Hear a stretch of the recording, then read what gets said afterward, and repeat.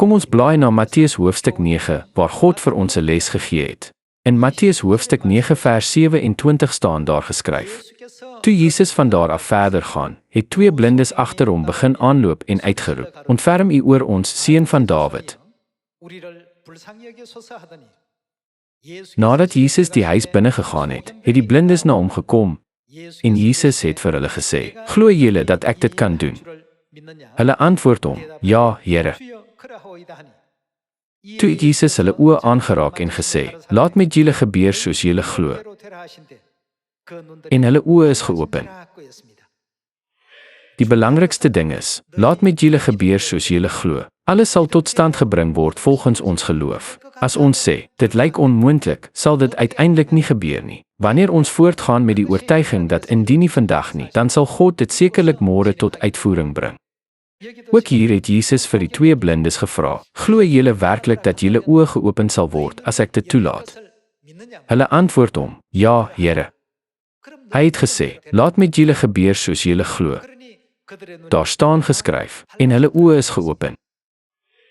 As ons aanhou sê: Here, alles is moontlik, maar dit nie werklik in ons harte glo nie, dit net met ons mond herhaal, sal dit nooit werklikheid word nie. Hoekom is dit? Dit is omdat ons begin met die oortuiging dat dit nie gedoen kan word nie. Kom ons maak almal saam oop vir Hebreërs hoofstuk 11. In Hebreërs hoofstuk 11 vers 1 staan daar geskryf: Geloof egter is wat? Sekerheid van die dinge wat gehoop word. Almal, waarvoor hoop u? Ons begeerte is om alle sondaars van hierdie wêreld tot bekering te lei en saam die ewige koninkryk van die hemel binne te gaan.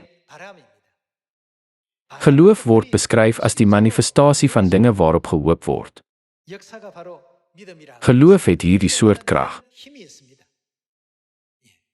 Geloof egter is sekerheid van die dinge wat gehoop word, en bewys van die dinge wat nie gesien word nie. Dit is wat die Bybel ons leer.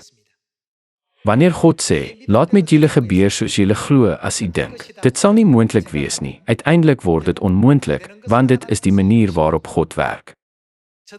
In 'n omgewing wat die geloof van baie rondom hulle ontmoedig en verswak deur te sê: Hulle is soos mense en ons is soos sprinkane, moet ons weer nadink oor die geloof van Josua en Caleb,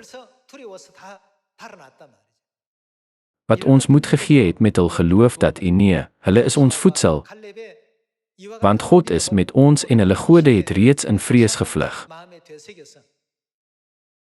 God se woorde: Laat met julle gebeur soos julle glo, is nie net gegee aan 2 blinde manne 2000 jaar gelede nie. Maar ons moet glo dit is in die Bybel opgeteken as 'n voorbeeld vir ons almal in hierdie tyd.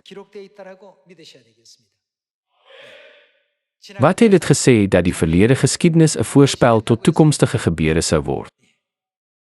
Alle verlede geskiedenis is deur God opgeteken vir ons onderrig en as 'n skaduwee vir toekomstige gebeure.